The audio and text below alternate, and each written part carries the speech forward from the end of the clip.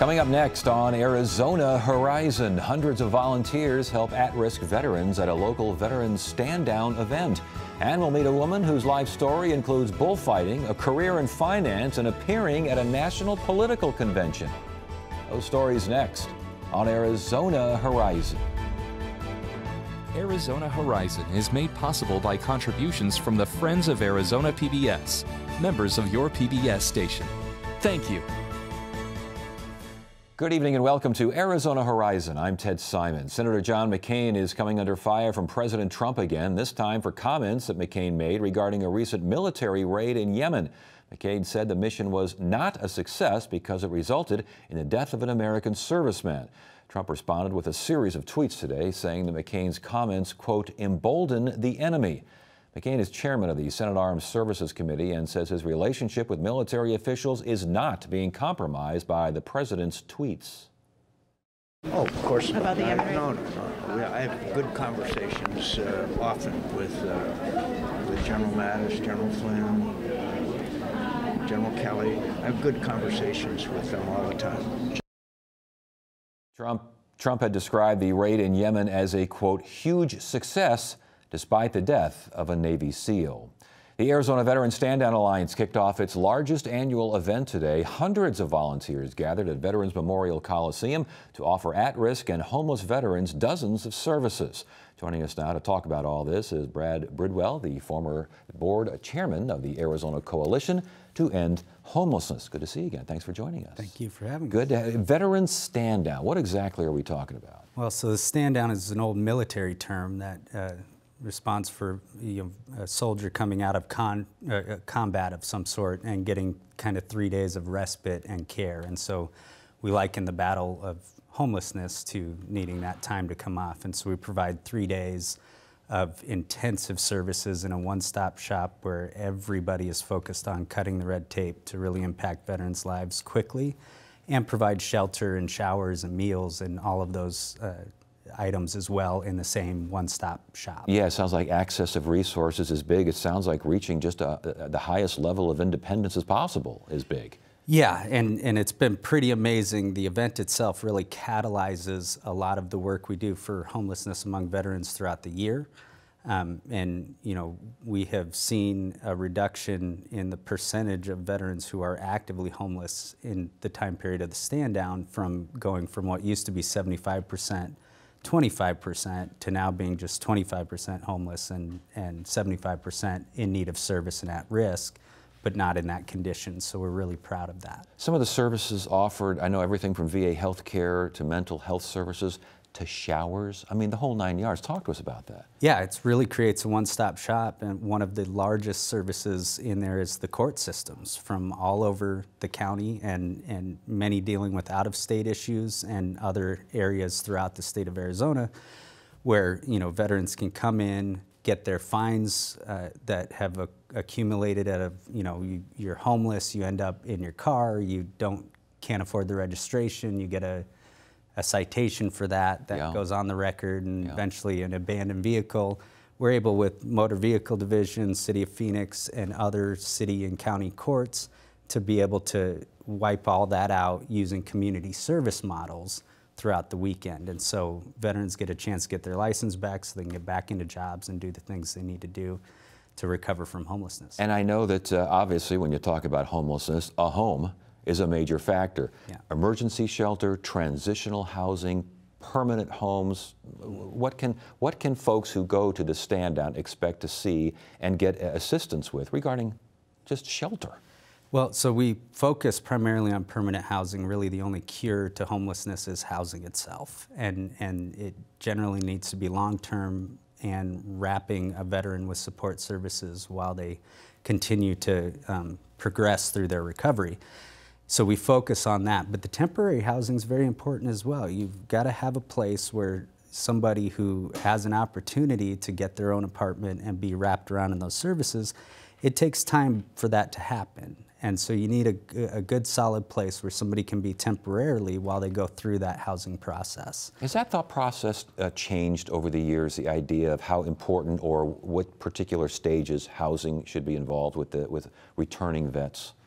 Yeah, it's changed dramatically. We've adopted a housing first model, which really focuses first on stabilizing the housing of the individual, while you then deal with the treatment needs and other recovery elements, and they seem to progress faster and more efficiently from that situation, as opposed to being in very temporary housing shared amongst many, many people, like a shelter. Yeah, indeed. Shelter.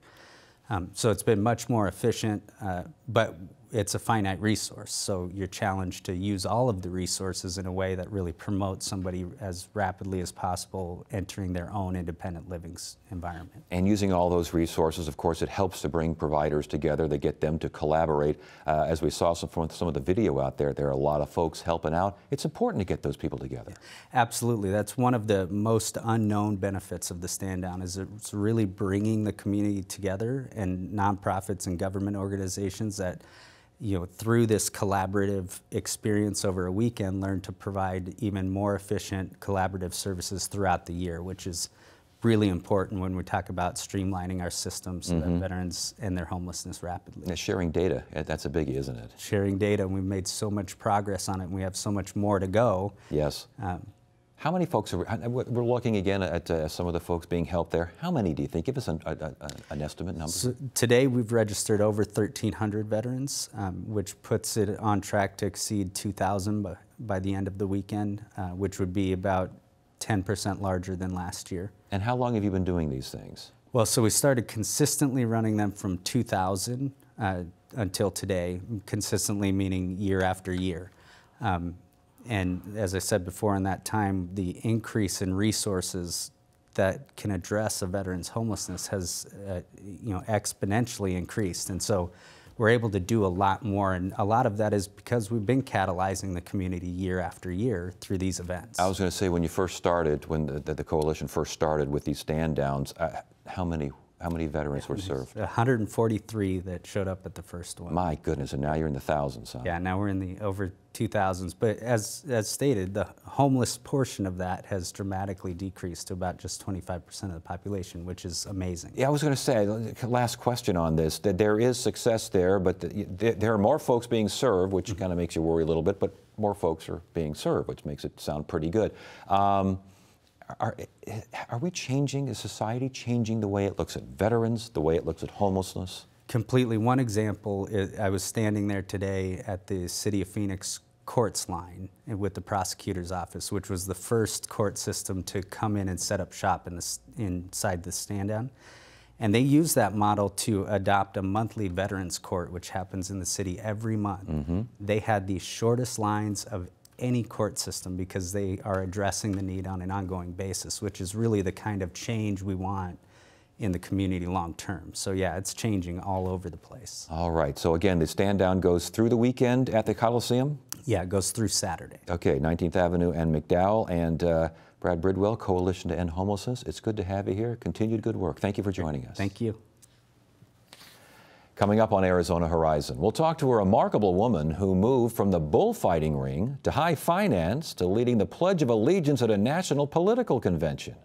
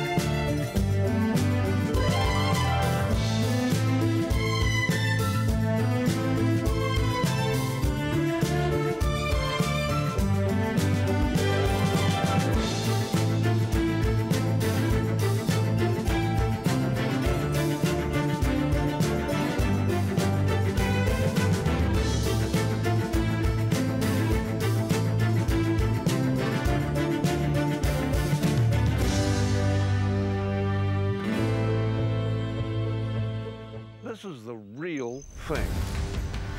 This is where we were born.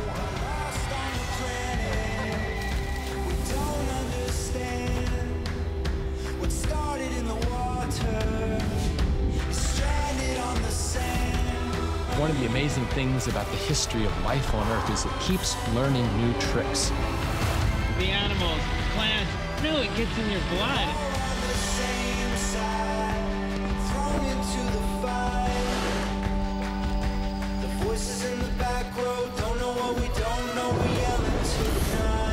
Everything seemed connected. We've got to begin to tell a new story, a story about interaction. It's something that really touches my heart. There's just massive life everywhere. It's just magic.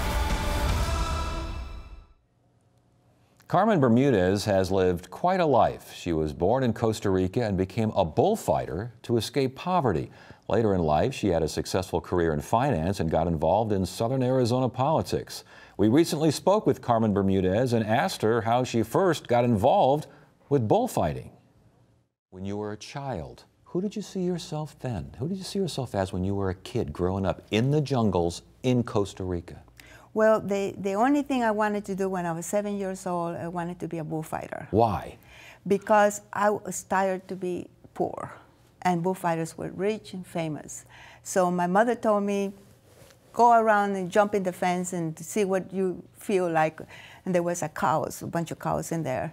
And so one cow went like this, and I ran. I ran. I was so scared. But then after I jumped over the fence, I found such an exuberant feeling that it never went away. And you know that fear is good.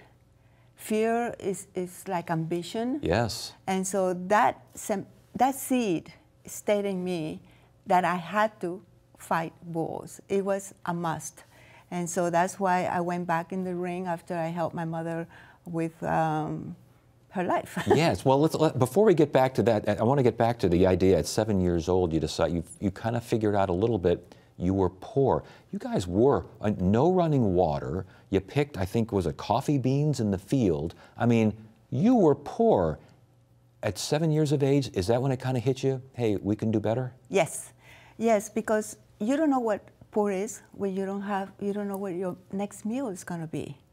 And so I had to climb trees to eat fruit. There was no food. There was no refrigerator. There's no supermarkets. It's what it was in the fields that you could eat. And so that's what I did not want to. I wanted to have as much food as possible. And also to help my mother feed her children, and other children too. Yes. Now, you went to California, correct? Your family Yes. got to California. Talk to us about that. At the age of 15? Yes. I was 15 and a half, and my mother and I came alone because my mother didn't have enough money for my siblings to come with her.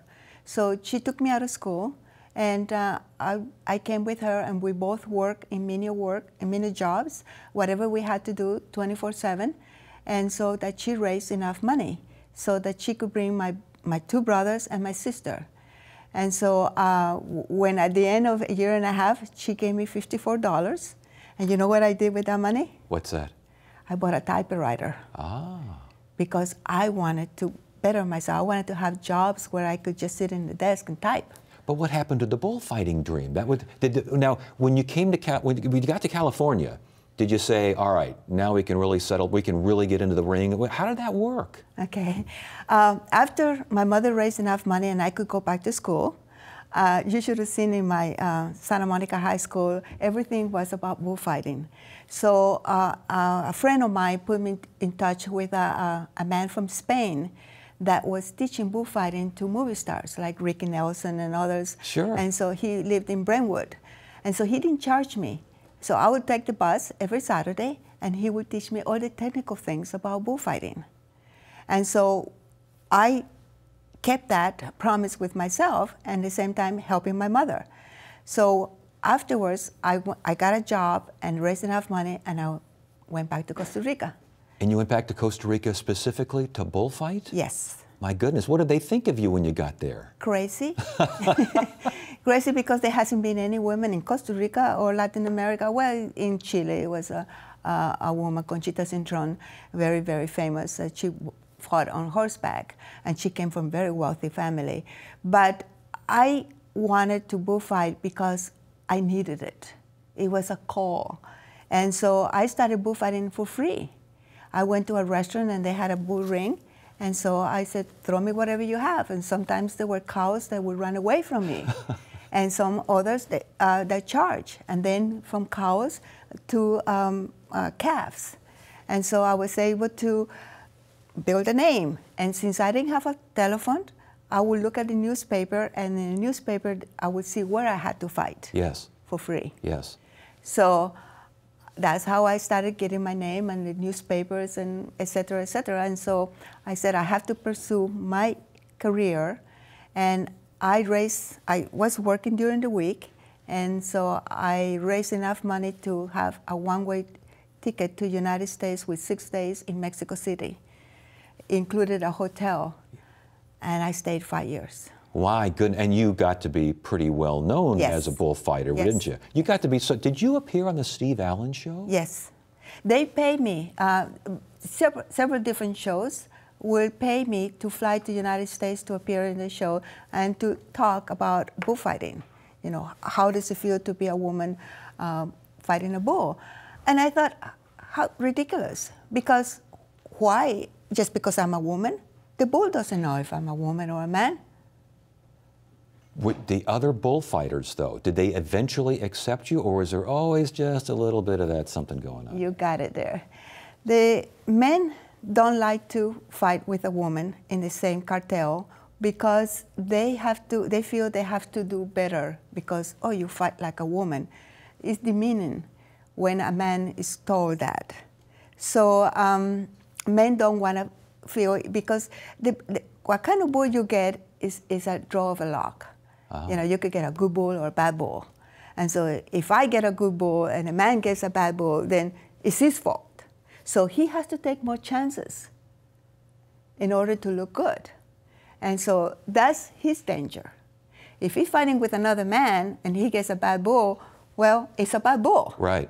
So it is very, very, what do you call it, male? Machismo? Yeah. Yeah. It's a male-oriented business. Yeah, and I'm guessing it probably, and the crowds, did the crowds root for you? Did they heckle you? Did they call you names? Did they boo? What did they do? Did they whistle? What did they do? I don't know. You didn't pay attention to the crowds? Of course not. I guess there was a bull staring at you. You had to kind of I was always welcome. They paid. As a matter of fact, I drew more people because I was a woman. And they wanted to see what a woman could do. Did you ever get gored? Did you ever get hurt in there? I got hurt, but I didn't get penetrated by a horn into my skin. But I did get hurt several times, and it was my fault, not the bull's fault. So you go from bullfighting to financial planning. How did that happen? No financial planning. I don't do that. My company is a trust company, and we don't do financial planning. Okay, but still, you went from kind of finance. From bullfighting to finance. Yes. Again, Yes. How did that happen? Well, before that, I spent 18 years with the airlines. As? First as a flight attendant, and then I became a purser, and then I became an in-flight service manager. And I was in charge of the whole plane, a 747, a 1011, flying trips from LA to Paris. And in that, you begin to manage a lot. You manage passengers, you manage crew, you manage pilots, etc. So I was very good in managing that kind of business. So when I met my husband on a flight, I call it met him in heaven. He was a money manager, and so I married him. And then I didn't want to quit my job as an in the airline industry because I loved it. But I eventually retired. I didn't quit, I just retired. And then I went to work for his business in La Jolla, California, Marathon Asset Management. And then I wanted to start my own business. Yes, and you became the first, now correct me if I'm wrong, the first woman minority-owned trust company in the United States? Correct. My goodness. All right. Was it like bullfighting? Did all the men around in the business kind of look at you and go, It's another business that is male-oriented. Yes. And so especially when you're a woman, but then on top of that, a minority woman, Hispanic woman. So that gave me more of a thrill because, interesting enough, women would not want to do business with women because all the women thought that women don't know enough about finances. So they wanted to go to a man. So it was, it was in both ways, you know. It's a sword with two sharp edges. Yes. Did that surprise you that women were hesitant? Very much. Yeah. Very much. But today, in the industry, women are beginning to realize, and men, just like they go to female doctors, men are beginning to go to women that handle their portfolios because they have the patience to and the detail to be able to service them. And if you threaten them with a bull, they don't care because they've seen that before too, right? Yes. But you've lived for over 20 years now in Tucson. Correct. I mean, Costa Rica, California, all over the. Why Tucson?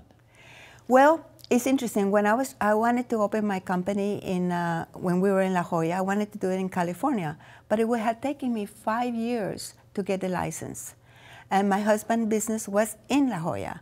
So what I did was, I don't need to be in California. They're not very business friendly. So I looked at neighboring states like Nevada, New Mexico, and Arizona. So Arizona opened their arms, and I came here to Phoenix to the state banking department, and they said, you know, we don't have a trust company in Tucson. As a matter of fact, in 23 years, I've been the only trust company in Tucson. That's amazing. Yes. That's very, that's surprising. Independent trust company. Yes, but it still surprises me. You'd think there'd be more. But that's okay. I guess it's okay for you, isn't it? And so you've kind of just embraced the community's embraced you. You were a delegate to the 2004 Republican National Convention. Did you, correct me again if I'm wrong, led the Pledge of Allegiance? Yes, sir. How was that? That was the ultimate experience. That was the feeling that you will never forget, to come to this country as an immigrant, to work so hard, and to give back to the country by offering jobs and starting a company, and then to have the privilege to, as a Republican candidate, to be able to, Delegate, yeah, we got you. We got Excuse me. Yeah. To give the Pledge of Allegiance, you know, what an honor. What an honor. And I was for the opening of George W. Bush. Yeah, the 2004. Well, as a Republican, certainly as a Republican delegate in 2004, you now have a Republican president after 8 years in the White House of President Obama. Last question. You're an immigrant. President Trump has certain ideas regarding immigration in a variety of ways. How does that make you feel? I believe that by closing the gates into the United States and not allowing more immigrants to come, the United States will suffer because there are so many jobs here that Americans don't want to do. And we should open bridges. We should open ways of helping out how the government of the United States is going to continue growing. And I don't believe your children want to pick up tomatoes and lettuce in the fields, because that's a job, it has to be done. A machine has not been invented yet to do that. And so I believe that he is doing a misservice to this country. Do you think that your story, if he heard your story, if others who are kind of hard line on immigration, and especially illegal immigration, but immigration in general, if they heard your story, you think they might change their minds? Not if they heard my story, because everybody has a point that why don't you come here legally, just like I did. Mm-hmm. But when I applied for a visa to come to this country, they were giving visas away. Now they're not giving visas. So people are desperate for coming here, not because this is a better place, because they are staying there, they will lose their lives. Yes. And so they have a chance to come here and work for $5 a day or $10 a day, more than they could make in their countries. So if there was a way, and I have come up with some ideas how we can accomplish that, a solution, by having an agency who will bring people to come and do the jobs that Americans don't want to do, and pay them when they take them back to their countries. Well, I tell you what, if anyone could start an agency that could get that done, I got an idea that a former bullfighter might be a good person to put in charge of that. You've lived a fascinating life. Congratulations on all your success, and thank you so much for joining us. We appreciate it. My pleasure. Thank you. I'm an urban gardener. I'm a PhD student in criminology law and society. I have an expertise in construction history. I also happen to be a swing dancer. Oh, and I'm a source. And I really like being a source. Great journalism requires great sources, and we want you to be one of them. Arizona PBS is building a network of viewers, people with insight into the stories we cover and the stories we should cover. Explore what it means to be a source for the Arizona PBS Public Insight Network at azpbs.org/pin. Friday on Arizona Horizon, it's the Journalists Roundtable. An Arizona mom is deported and becomes the focus of the national debate on immigration enforcement. And Republican state lawmakers fast-track an expanded school voucher bill. That's tomorrow on the Journalists Roundtable. A reminder, if you want to watch tonight's Arizona Horizon again, want to see what we've done in the past, see what we're going to do in the future, check us out, azpbs.org/horizon. That's azpbs.org/horizon. That is it for now. I'm Ted Simons. Thank you so much for joining us. You have a great evening.